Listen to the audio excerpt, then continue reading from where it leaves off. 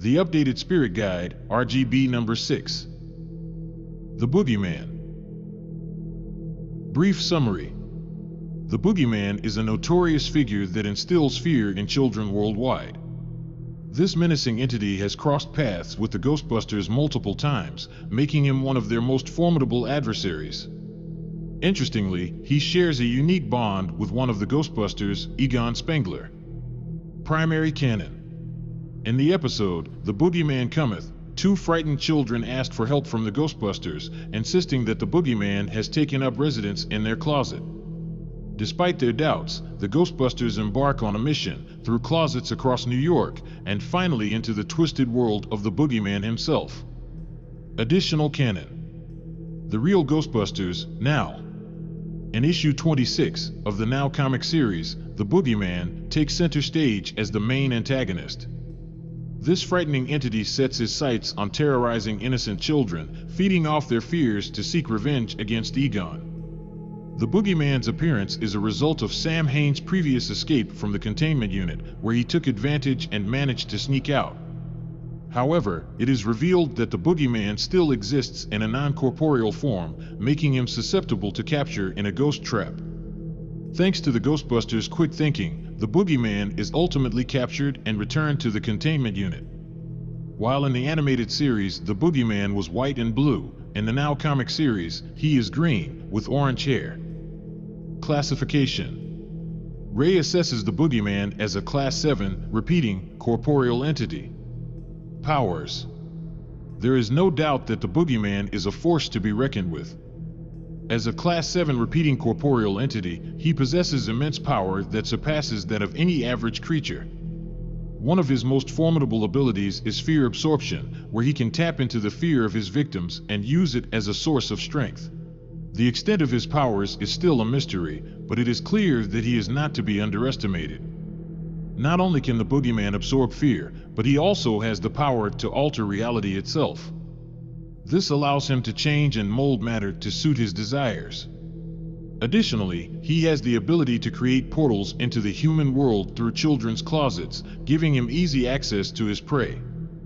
His physical capabilities are also beyond human limits. With superhuman dexterity, he can leap multiple stories with ease. His strength is also extraordinary, as he is shown throwing large furniture with just one hand. Furthermore, his powerful scream is capable of knocking people to the ground, making him a formidable opponent indeed. What makes the Boogeyman even more terrifying is his sensitivity to fear. As the levels of fear in his victims increase, he can change size accordingly, becoming larger and more menacing. With all these powers at his disposal, it's no wonder that the Boogeyman strikes fear into the hearts of many. He is strongest in his own bizarre realm, but is capable of creating micro-realms in the human world to suit his needs.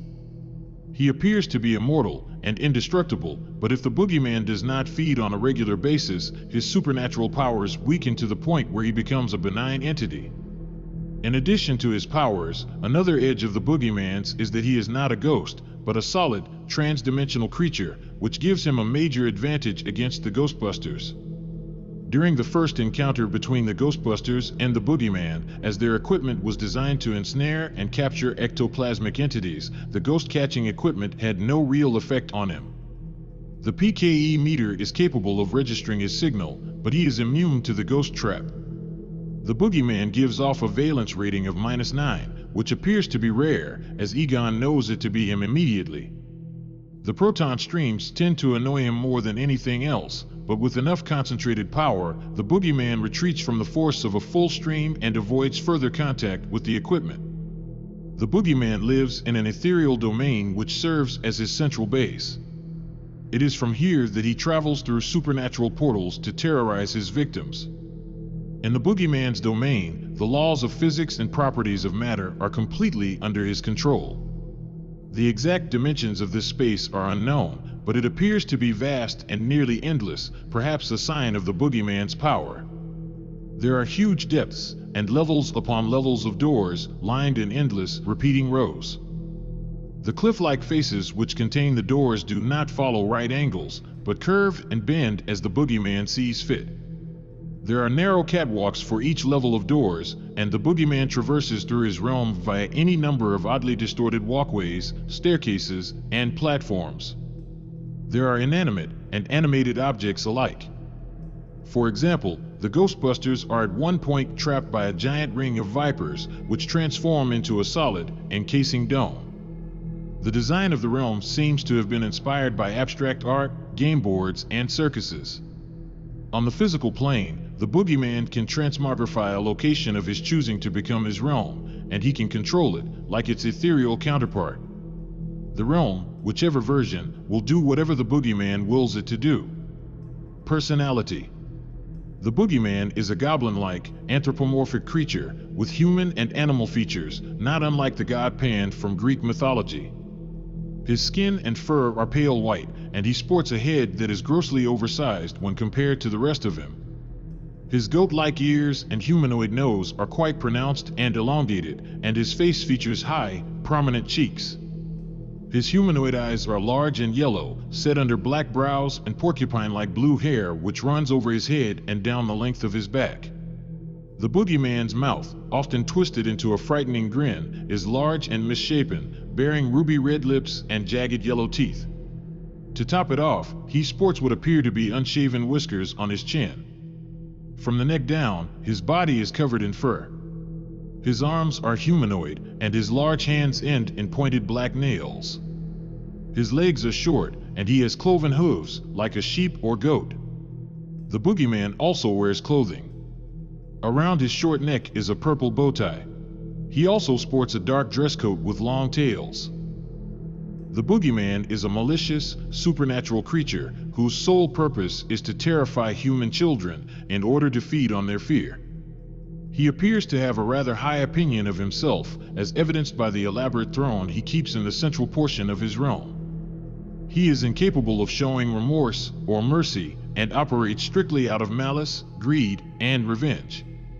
Despite his observed cruelness, he does not physically harm his child victims.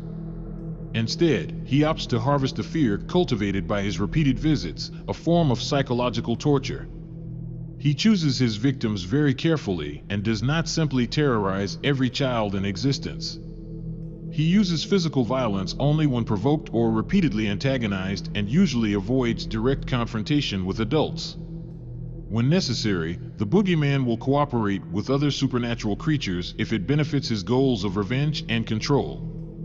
The Boogeyman, Boogie Monster, or Boogeyman is a folkloric or legendary ghost-like monster, often believed in by children. The Boogeyman has no specific appearance, and conceptions of the monster can vary drastically even from household to household within the same community. In many cases, he simply has no set appearance in the mind of a child, but is just an amorphous embodiment of terror. The Boogeyman can be used metaphorically to denote a person or thing of which someone has an irrational fear. Parents often say that if their child is naughty, the Boogeyman will come and get them in an effort to make them behave. The Boogeyman legend may originate from Scotland, where such creatures are sometimes called bogles, boggots, or bogies. Boogeyman tales vary by region. In some places the Boogeyman is male, in others, female, and in others, both. In some Midwestern states of the United States, the Boogeyman scratches at the window. In the Pacific Northwest, he may manifest in a green fog. Boogeymen may be said to target a specific mischief, for instance, a boogeyman that punishes children who suck their thumbs. Trivia. The Boogeyman's name was misspelled in the title card for the episode, The Boogeyman is Back. The Now Comics also used the character in issue 26 and spelled it differently. This could be attributed to the fact there are a few different ways to spell his name, and the fact they used a different version than the previous episode was simply overlooked. In the Swedish dub, the character's name is Boogeyman, which means the ugly man. On page 6 of Ghostbusters, issue 6, Ray Stantz jokingly mentions the Boogeyman. On the Ghostbusters, issue 9, That's Entertainment variant cover, the Boogeyman makes a non-canon cameo. The Boogeyman makes a cameo on a special sketch cover of Ghostbusters, issue 9. On page 11 of Ghostbusters, volume 2, issue 12, the fear extracted from Egon is of the Boogeyman. On the subscription cover of Ghostbusters, Volume 2, Issue 15, the Boogeyman makes a non-canon cameo. On the subscription cover of Ghostbusters, Volume 2, Issue 18, the Boogeyman makes a non-canon cameo. On the convention cover of Ghostbusters, Get Real, Issue 1, the Boogeyman makes another non-canon cameo below Vigo. The Boogeyman appears in Section 3 of Tobin's Spirit Guide, Inside Edition, titled Metaspecters. Episode Summary. The episode begins with a scene of the Ghostbusters speeding through the bustling streets of New York in pursuit of a Class 4 Spectre. It was the ghost of a 1920s gangster known as Louis, who was driving a hijacked truck cab. With determination, the team follows the ghost into a narrow alleyway, where he crashes the vehicle. Undeterred, the Ghostbusters quickly exit the iconic Ecto-1 and confront Louis. Despite the spirit's attempt to frighten them with a transformation, the Ghostbusters remained unimpressed and swiftly trapped him.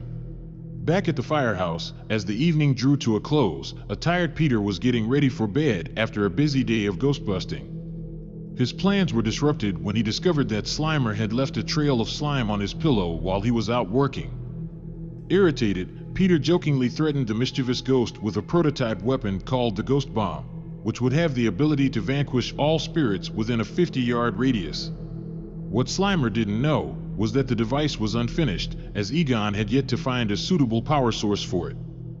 Slimer quickly scurried downstairs as Peter laughed. Later that night, Janine woke the team from their slumber. Two young clients, Megan and Kenny Carter, had unexpectedly arrived at the Ghostbusters headquarters. The children were visibly frightened and desperate to hire the team's services. They had scraped together all the money they had, but were disappointed to learn that the standard ghostbusting fee was $1,500. Peter agreed to take the case on for free, and Winston asked the children to tell him what had been going on. Their situation piqued Egon's curiosity when they told of how the Boogeyman lived in their closet. Peter wasn't convinced, but Egon insisted they leave immediately. The Ghostbusters donned their gear and accompanied the Carter children to their home in Ecto-1. During the ride, Peter inquired why Egon was so invested in this particular case, but Egon simply replied that it was personal. Upon arriving at the Carter residence, the children cautioned the Ghostbusters to be quiet as their parents did not want to be disturbed. Upon reaching the upper floor, Egon immediately sensed a strong presence of paranormal energy coming from the closet in the children's room. As the team prepared, Egon bravely opened the closet door and turned on the light. To their relief, there was no monster inside. The Carter children insisted that they were certain there was a monster living in the closet, but it seemed to have disappeared. Peter reassured them that if there was a monster in there before, it was not there now. As the clock struck midnight, the closet suddenly lit up with a fiery glow. A gust of wind blew into the room, seemingly from the closet. Peter couldn't help but comment that he'd never heard of a window in a closet before. The Boogeyman materialized, and his gaze fixed on Egon. "I remember you," he said to Egon with an ominous growl. Peter remarked, "Let's earn some money," before the team fired up their proton throwers. The Ghostbusters took aim at the horrifying creature, but Egon's fear froze him in place, blocking their shot. He shouted in frustration as he stepped to one side, and the entire team fired at the Boogeyman together. The proton streams had little effect, and as they were firing, Ray suddenly realized that the Boogeyman was not a ghost, and therefore could not be trapped and contained. Peter instructed the team to go full stream, hoping they could successfully push the Boogeyman back through whatever portal he had created in the closet. Their efforts were proving successful until the monster unleashed a deafening scream that set everyone tumbling to the ground. And with that, the Boogeyman retreated back into the closet, slamming the door shut behind him. The children of the Carter family inquired if the Ghostbusters were now convinced of their claims. Peter confidently affirmed that he believed them. Egon was still prepared to confront the creature, stating that they needed to take down the Boogeyman and not let him escape. Winston suggested that they wait before taking action, while Ray emphasized the need for improved equipment and a solid plan. The commotion woke up the Carter parents, who quickly made their way upstairs to investigate. Unaware of the Ghostbusters' presence up till now, they seemed skeptical of their claims of a boogeyman lurking in their children's closet and wanted the Ghostbusters to leave. The following day, the Ghostbusters reconvened at the firehouse and began investigating the boogeyman. Peter inquired about Egon's personal connection with the boogeyman. Egon told the tale of how the boogeyman used to come into his bedroom at night and scare him as a young child, which was what sparked his interest in the paranormal in the first place. After some thought, the Ghostbusters came to the conclusion that while it would be simple to readjust the PKE meter for the boogeyman's unique vibrations, not every closet served as a gateway, and there was no predicting where the entity might manifest. In the end, it was decided that the Ghostbusters would lure the boogeyman into a trap. After renting a rather expensive studio apartment, the team quickly converted it into a child's bedroom. Ray was chosen as the bait, since he was voted the most childlike among the four. Peter told Ray a bedtime story to help him get into the role. Once upon a time there were 4 Ghostbusters who had a job to do, and they couldn't do it because one of them wouldn't go to sleep. The end. It wasn't a very good story. As the clock struck midnight and Ray slumbered, a fiery glow emanated from the closet. The trap, cunningly set, had successfully summoned the fearsome boogeyman. As the creature slinked towards Ray, he taunted, "What do we have here? A rather large toddler?" Without hesitation, Ray leapt out of bed and grabbed his hidden proton pack, unleashing a powerful blast at the intruder while calling for backup. The rest of the team burst into the room, and they wasted no time in unleashing their weapons on the boogeyman. Despite his desperate attempts to defend himself, their full streams proved too powerful, and the boogeyman was forced to retreat back into his portal. With determination, Egon urged his team to keep firing, to keep the portal open. And one by one, the Ghostbusters fearlessly leapt into the unknown. As they entered the boogeyman's personal dimension, the expansive space stretched on endlessly. Winston walks down a wall while Egon strolls along the ceiling, a clear indication of the altered gravity. The enormity of the dimension is evident, a testament to the boogeyman's immense power. Doors of all sizes line the space, forming endless rows and levels that seemingly have no end. As the Ghostbusters strategized on how to locate the boogeyman, a massive cube suddenly came hurtling towards them, crashing into the walkway behind them. Reacting quickly, Winston stated, "I don't think finding him is going to be a problem," as the boogeyman menacingly grabbed a stone pillar, preparing for another attack. Egon aimed his proton wand at the pillar, unleashing a powerful blast that sent chunks of stone flying. The boogeyman cowered in fear and quickly scampered off his perch, fleeing from the team. The Ghostbusters followed the boogeyman through his strange realm, determined to catch him. They sprinted behind him as he darted through a glowing portal, leading them on a thrilling pursuit through the closets of children all over America. While the little ones were initially frightened by the sight of the boogeyman, their fear quickly turned to delight when they saw the Ghostbusters hot on his heels. As the boogeyman escaped back into his own realm, the Ghostbusters quickly pursued. But instead of landing on solid ground, they found themselves zooming down a massive slide, eventually landing on top of a towering pillar. Suddenly, the ground beneath them transformed into a swarm of vipers, ready to strike. Just before the snakes could attack, they mysteriously transformed into a solid dome, trapping the Ghostbusters inside. Winston asked Egon how this was all happening. Egon explained that the boogeyman could use his domain against them, and Ray explained that the laws of physics were different here, so it could be risky firing their proton packs. Despite the risk, the team knew they had to try. They fired their beams, which erupted as fireworks. Luckily, it was enough to break the dome and set the Ghostbusters free. Winston asked Egon if the PKE meter was working, but it wasn't. There was too much background energy to get a reading. Egon theorized that a hyperspatial implosion could seal the boogeyman in his own domain. He then turned to Ray and asked if he had brought the ghost bomb. Ray confirmed that he had, but the bomb was in need of a power source. As the team readied themselves for departure, Egon hooked up the team's proton packs to the ghost bomb and set them to overload. Just as he finished, the boogeyman reappeared, but this time, Egon was no longer afraid of the creature. He had come to terms with his fear and stood ready to confront the menacing entity without any weapons, knowing that the Boogeyman thrived on fear and could not harm those who were unafraid. The Boogeyman warned the Ghostbusters that after he was done with them, he was going to finish off the Carter children. In a sinister move, he opened a portal into their closet, taunting the children to witness his destruction of the heroes. As Egon bravely confronted the monstrous entity, the Carter children sprang into action, jumping onto the walkway. Kenny Carter cleverly threw a bag of marbles onto the ground, causing the Boogeyman to slip and fall from the walkway. As the Boogeyman struggled to hoist himself back onto the walkway, the Ghostbusters raced past him. Egon swiftly scooped up the frightened children, and together they rushed towards the portal. Just in the nick of time, they all made it through as the portal exploded in a huge blast of fire. The Boogeyman was finally defeated and sealed in his own dimension. The team regrouped, and Egon gently tucked the exhausted Carter children into bed and wished them a peaceful night. The following day, the Ghostbusters were convinced that the Boogeyman had resurfaced when something in the closet suddenly reached out and grabbed Peter's jumpsuit. However, much to their relief, it turned out to be Slimer playing a prank. Despite Peter's initial urge to blast the ghostly prankster, he was quickly held back by his fellow Ghostbusters.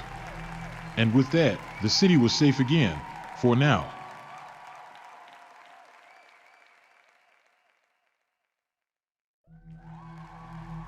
Thank you so much for your time today. We appreciate every one of you. Please like and subscribe, and get notified whenever we upload new content. And once again, thank you all. Till next time.